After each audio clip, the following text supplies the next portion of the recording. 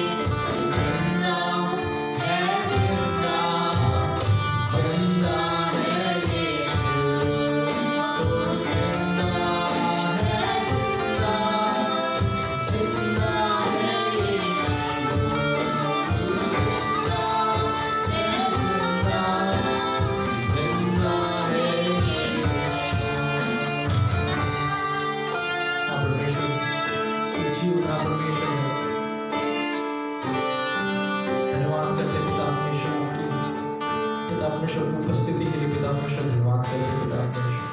हाँ परमेश्वर, आप जीवित हैं पिता परमेश्वर, आप हमारे बीच में हैं पिता परमेश्वर। आप परमेश्वर धन्यवाद करते हैं पिता परमेश्वर आपकी असंख्य बलिदान के लिए पिता परमेश्वर। पिता परमेश्वर आपकी सामर्थ्य के लिए पिता परमेश्वर धन्यवाद करते हैं पिता, कि आपके नाम से पिता परमेश्वर आज लंगड़े में चलते हैं पिता परमेश्वर, अंधे देखते हैं पिता परमेश्वर, उद्धार पाते हैं लोग, हर जो पिता परमेश्वर जो बंधन है टूटती है पिता परमेश्वर आपके नाम से पिता परमेश्वर। धन्यवाद करते हैं पिता परमेश्वर सारी चीज़ों को पिता परमेश्वर आपको पिता परमेश्वर आपकी महिमा आपकी स्तुति करते हैं पिता परमेश्वर। धन्यवाद करते हैं पिता परमेश्वर सर्विस में पिता परमेश्वर जितने हैं जुड़े हैं पिता परमेश्वर उनके लिए जीवन के लिए पिता परमेश्वर प्रार्थना करते हैं। आप प्रार्थना करते हैं पिता परमेश्वर उनको संभाले पिता परमेश्वर आपकी राह में पिता परमेश्वर ले चले पिता परमेश्वर। आपकी उद्धार पिता परमेश्वर मांगते हैं, आपकी दया मांगते हैं, आपकी पिता परमेश्वर दया करें, सारी चीज़ों को आपके हाथ में सौंपते हैं, सर्विस को पिता परमेश्वर आपके हाथ में सौंपते हैं। प्रार्थना यीशु मसीह के नाम से मांगते हैं, आमीन।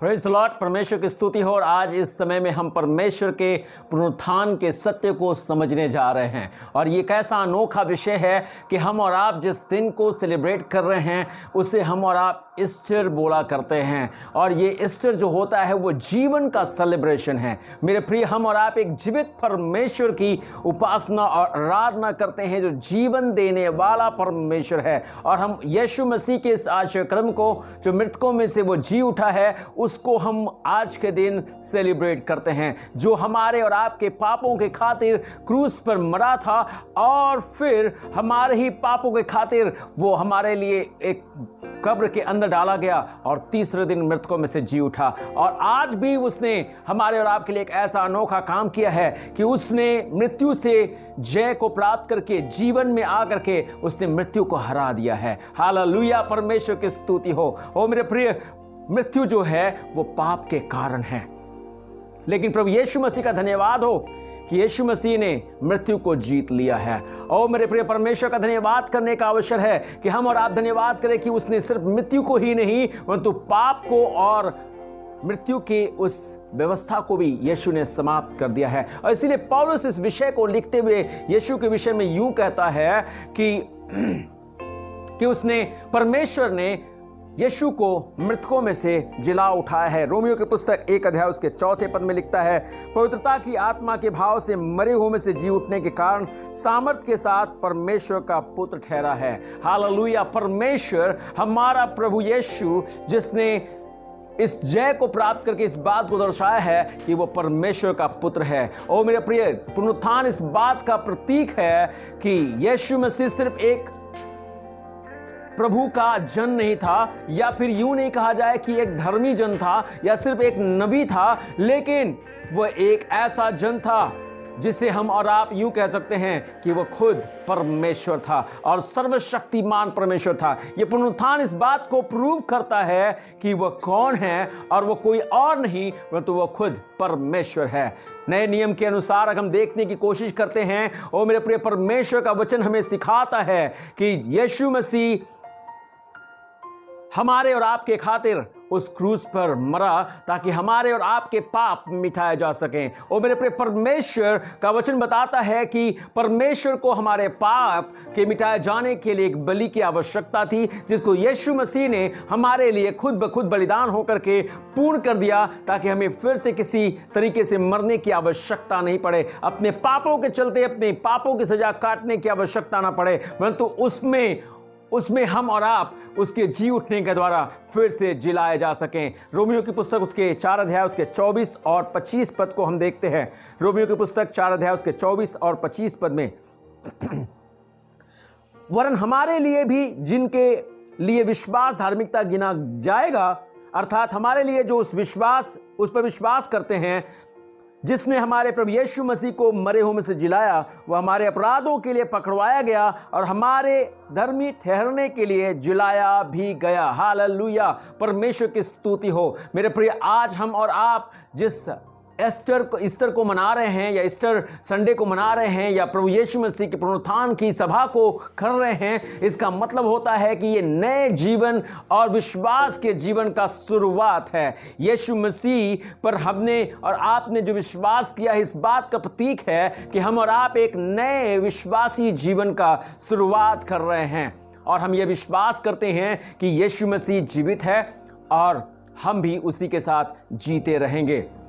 यीशु मसीह इस वचन में या बाइबल में इसलिए महत्वपूर्ण है कि उसने हमारे और आपके लिए मृतकों में से जी उठ करके हमारे और आपके पापों को, जो हमारे ऊपर सबसे ज़्यादा भारी थे, उन सब से हमें मुक्ति प्रदान कर दी है। पहला कुरिन्थियों 15 अध्याय उसके 17वें पद को हम देखने की कोशिश करें। पहला कुरिन्थियों 15 अध्याय उसका 17वां पद लिखा, वरन हम परमेश्वर के झूठे गवाह ठहरे, क्योंकि हमने परमेश्वर के विषय में गवाही दी कि उसने मसीह को जिला दिया, यद्यपि नहीं जिलाया, यदि मरे हुए नहीं जी उठे। ओ मेरे प्रिय, आज ये सत्य है, अगर यीशु ने जी उठा है तो हमारा विश्वास करना उस पर गलत है, लेकिन अगर वो जी उठा है तो हमारा विश्वास करना सही है।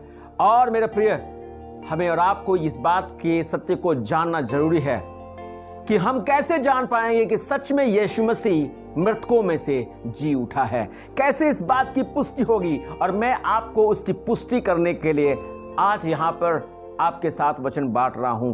यीशु मसीह के जी उठने का उद्देश्य क्या था? इस बात की पुष्टि रोमियो की पुस्तक 1 अध्याय उसके 4 पद में इस प्रकार से कहता है। रोमियो की पुस्तक 1 अध्याय उसके 4 पद को मेरे साथ निकालें। लिखा हुआ है, पवित्रता की आत्मा के भाव से मरे हुओं में से जी उठने के कारण सामर्थ्य के साथ परमेश्वर का पुत्र ठहरा। ये उस बात को प्रदर्शित करता है कि यीशु परमेश्वर का पुत्र था। ये बात दर्शाता है, और यीशु मसीह के जी उठने का सत्य ये है कि वो परमेश्वर पुत्र है। भजन संहिता 2 अध्याय उसके 7वें पद को देखें। भजन संहिता 2 अध्याय उसके 7वें पद को मेरे साथ निकालने की कोशिश करें। 2 अध्याय उसके 7वें पद में परमेश्वर वचन कहता है, मैं उस वचन का प्रचार करूंगा जो यहोवा ने मुझसे कहा, तू मेरा पुत्र है और आज तू मुझसे उत्पन्न हुआ। हालेलुया।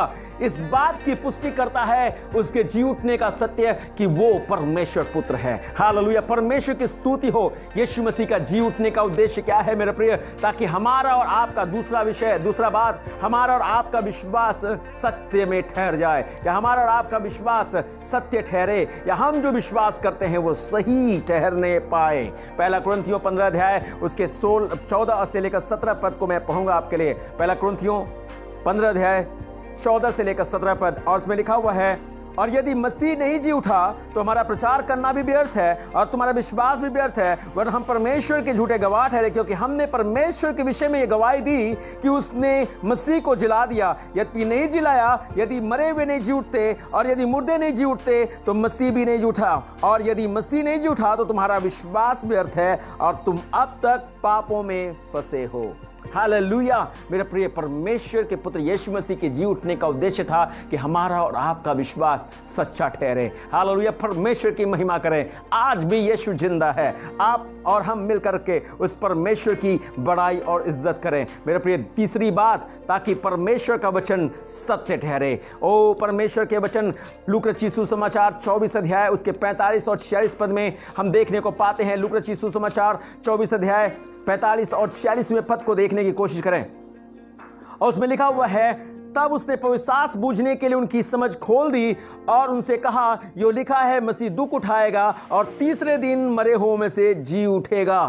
ओ मेरे प्रिय, अगर परमेश्वर के पुत्र यीशु मसीह का जी उठना नहीं होता और उसके जी उठने का सत्य नहीं होता तो पवित्र शास्त्र गलत ठहरती। लेकिन परमेश्वर का धन्यवाद हो कि यीशु मसीह के जी उठने के द्वारा इस बात की पुष्टि होती है कि यीशु मसीह का ये वचन जो बाइबल के रूप में हमारे और आपके पास है, जिसे हम और आप प्रतिदिन पाठ करते हैं, ये सच्चा है। हालेलुया। परमेश्वर की स्तुति हो, परमेश्वर की प्रशंसा हो। प्रेरितों के काम की पुस्तक उसके 17 अध्याय उसके 31वें पद को अगर हम देखें, प्रेरितों के काम 17 अध्याय उसके 31वें पद में परमेश्वर का वचन कहता है, ये चौथी बात है जो मैं आपसे बताने पर हूं, और ये बताता है कि इस बात की गारंटी देता है कि हमारा और आपका न्याय या इस संसार का न्याय होने वाला है। 17 अध्याय उसका 31वां पद, और यह वचन कहता है, क्योंकि उसने एक दिन ठहराया है जिसमें उस मनुष्य के द्वारा धर्म से जगत का न्याय करेगा, जिसे उसने ठहराया और उसे मरे हुओं में से जिलाकर यह बात सब पर प्रमाणित कर दी है। क्या उद्देश्य है यीशु मसीह के जी उठने का, इस पुनरुत्थान का? कि न्याय होगा और धर्म का न्याय या धर्म से जगत का न्याय निश्चित है। हालेलुया। मेरे प्रिय, पांचवी बात, यीशु मसीह जो जी उठे हैं उसका उद्देश्य क्या है? हर एक विश्वासी को यीशु मसीह अपने पुनरुत्थान के द्वारा उन पर मुहर लगाते हैं जो उस पर विश्वास करते हैं। हर एक विश्वासी प्रभु यीशु मसीह के द्वारा मुहरबंद हो जाते हैं। प्रेरितों के काम की पुस्तक उसके 26वें अध्याय उसके 23वें पद में परमेश्वर का वचन कहता है कि मसीह को दुख उठाना होगा और वही सबसे पहले मरे हुओं में से जी उठकर हमारे लोगों में, अन्य जातियों में ज्योति का प्रचार करेगा। ओ परमेश्वर की स्तुति हो। हालेलुया। और इसी के साथ पहला कुरिन्थियों 15 अध्याय उसके 20 से लेकर 20 पद और 23वें पद को देखने की कोशिश करें। पहला कुरिन्थियों 15 अध्याय उसका 20 और 23 पद में परमेश्वर का वचन कहता है, परंतु सचमुच मसीह मुर्दों में से जी उठा है और जो सो गए हैं उनमें वह पहला फल हुआ। 23वां पद और 23वें पद में लिखा, परंतु हर एक अपनी अपनी बारी से पहला फल मसीह, फिर मसीह के आने पर उसके लोग। हालेलुया। परमेश्वर की प्रशंसा हो। यीशु मसीह ने जी उठ करके हर एक विश्वासी पर एक मुहर लगा दी है कि हर एक विश्वासी भी यीशु मसीह के साथ जिला उठाए जाएंगे। परमेश्वर की महिमा हो। नंबर 6, यह एक बात का प्रमाण है कि परमेश्वर को महिमा मिलेगी। आइए हम देखें प्रेरितों के काम की पुस्तक उसके 4 अध्याय उसके 10 और 11 पद में छठवीं बात जिसको बताता है, जो बताता है कि यह उद्देश्य था यीशु मसीह के जी उठने का। आइए हम देखें 4 अध्याय उसके 10 पद से 11 पद में। और परमेश्वर का वचन यहां पर लिखा है और यूं कहता है, तो तुम सब और सारे इस्राएली लोग जान लें कि यीशु मसीह नासरी के नाम से जिसे तुमने क्रूस पर चढ़ाया और परमेश्वर ने मरे हुओं में से जिलाया, यह मनुष्य तुम्हारे सामने भला चंगा खड़ा है। यह वही पत्थर है जिसे तुम राजमिस्त्रियों ने तुच्छ जाना और वह कोने का पत्थर हो गया। हालेलुया। वह महिमा को प्राप्त करे, इसलिए वो आज जी उठा है ताकि हमें और आपको ये बता दे कि उसकी महिमा हमारे द्वारा होनी निश्चित है। फिलिपियों की पुस्तक 2 अध्याय 9 और 10 पद। फिलिपियों की पुस्तक 2 अध्याय 9 और 10 पद में मैं आपके लिए पढ़ूंगा और उस पद में यूं लिखा हुआ है 9 और 10 पद में, इस कारण परमेश्वर ने उसको अति महान भी किया और उसको वह से नाम दिया जो सब नामों में श्रेष्ठ है, कि जो स्वर्ग में और पृथ्वी पर और पृथ्वी के नीचे हैं वे सब यीशु के नाम पर क्या करें? घुटना टेकें। उद्देश्य क्या है? ये कि यीशु महिमा को प्राप्त करे। हालेलुया। लेकिन आइए हम थोड़ा और आगे बढ़ने की कोशिश करें। कौन सी बातें हैं जो प्रूफ करती हैं कि यीशु सच में पुनरुत्थित हो चुके हैं, यीशु सच में जीवित है?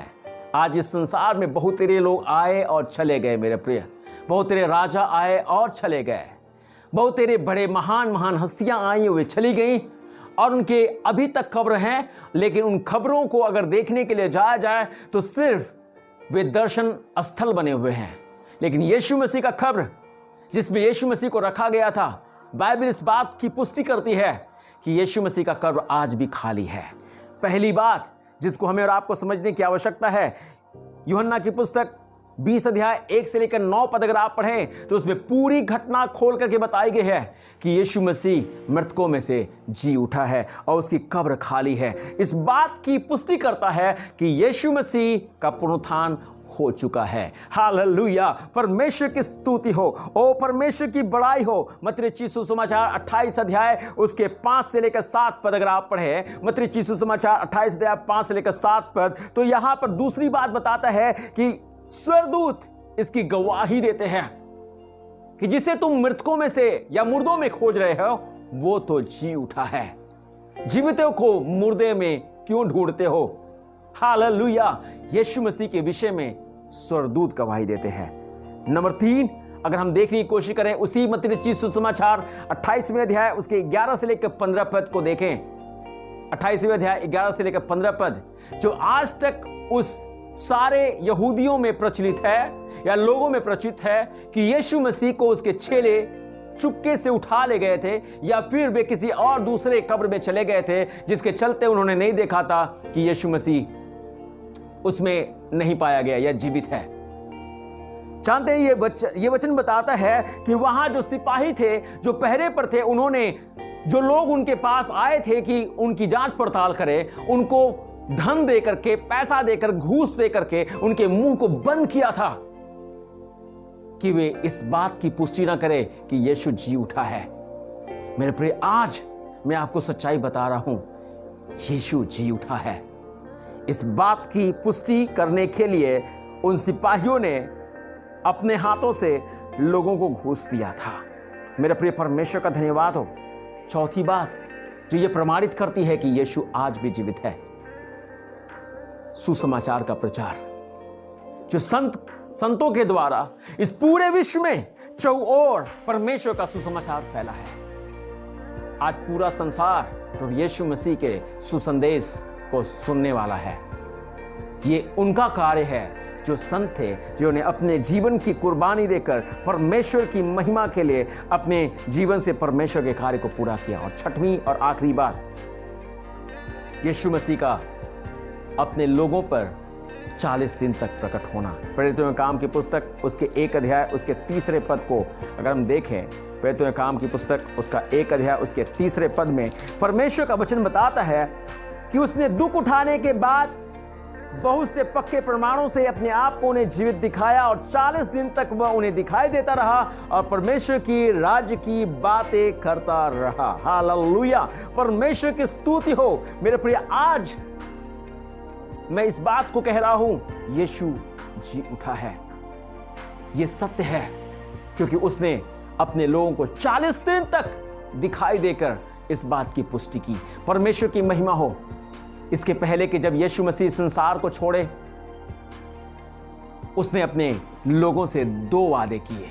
पहला उसने जो वादा किया था वो ये था कि वो एक दिन आएगा और हम सभी को अपने साथ ले जाएगा ताकि हम सारे उसके साथ स्वर्ग में रहेंगे। हालेलुया, पहला वादा जो यीशु मसीह ने अपने लोगों से किया।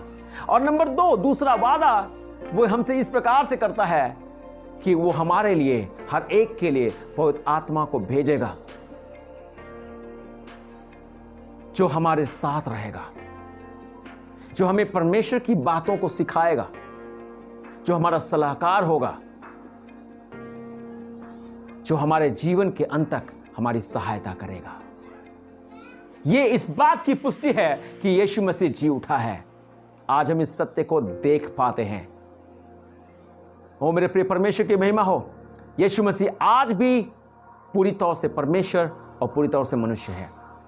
वह आज हमारे और आपके लिए स्वर्ग में है और हमें और आपको, हमारा और आपका साथ वो इस प्रकार से देता है, वो पवित्र आत्मा के द्वारा हमारे और आपके बीच में रहता है।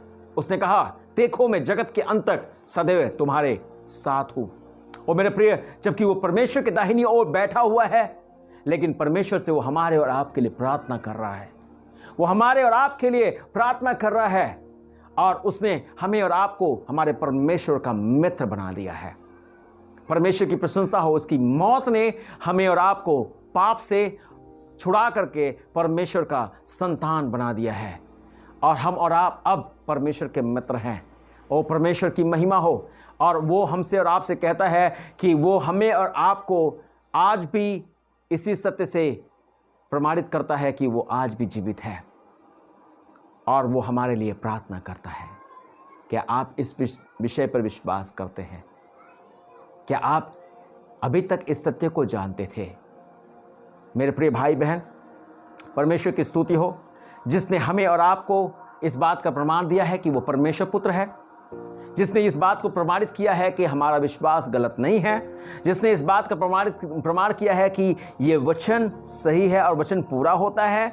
उसके जी उठने के द्वारा ये बात प्रमाणित होती है कि आने वाले समय में परमेश्वर न्याय करेगा और हर एक विश्वासी को पुनरुत्थान का उसने वादा दिया है और साथ ही साथ वो अपनी महिमा हमसे लेता है। क्या आप इस सत्य को जानते थे? अगर नहीं जानते थे और आज अगर जानते हैं और आपने सुन लिया है, तो आइए उस परमेश्वर के सामने अपने आप को सौंप दें और कहें, धन्यवाद परमेश्वर, जो आपने इस सत्य के द्वारा मेरे विश्वास को और अटल कर दिया है। मैं अब विश्वास के पथ से पीछे हटने पर नहीं हूं, परंतु और विश्वास के मार्ग में और बढ़ता चला जाऊंगा। अपने जीवन में और आपकी पवित्र आत्मा की खोज में रहूंगा, ताकि मैं आपकी पवित्र आत्मा से परिपूर्ण होता चला जाऊं और मैं आपके सत्य को जानकर आपकी महिमा का कारण बन पाऊं। आइए हम जीवन का आनंद उठाएं जो यीशु मसीह के द्वारा मुझे और आपको मिला है, कि हमारे पाप क्षमा हुए हैं, पाप मिटाया गया है, मृत्यु भी समाप्त हो गई है, जीवन का प्रवाह हो गया है। आइए अपनी आंखों को बंद करें, उस परमेश्वर के सामने अपने सरों को झुकाएं। स्वर्ग और पृथ्वी के जीवित मालिक, हम आपकी सताइश और हमद करते हैं। हम विश्वास करते हैं मेरे सामर्थी परमेश्वर कि आपने अपने पुनरुत्थान के द्वारा इस संसार के सामने एक बहुत बड़ा कार्य करके दिखाया प्रभु जी, जो दुनिया का सबसे बड़ा आश्चर्यक्रम है, जो और कोई नहीं कर सकता और इससे बड़ा कोई दूसरा आश्चर्यक्रम हो भी नहीं सकता। कि प्रभु आज आप जीवित हैं, कल भी आप जीवित हैं और युगान युग आप जीवित हैं।